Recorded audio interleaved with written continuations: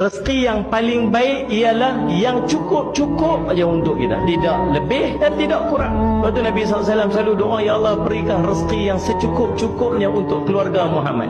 Kita punya doa apa? Ya Allah bagi rezeki melimpah ruah. Itulah kita. Walhal yang cantik, yang baiknya ialah yang cukup-cukup ya untuk kita. Seorang dia pergi jumpa dengan bapak dia. Bapak dia kata, buatkan kopi, bawa gula. Jangan bancuh kopi tu, bawa kopi, bawa gula. Bapak dia kata, minum kopi tanpa gula tu. Dia pun minum, pahit tak sedap. Ambil satu sudu gula masuk, kacau. Dia kata rasa manis sikit tapi tak sedap lagi. Ambil satu sudu gula lagi, kacau. Ini dah manis dah sedap dah.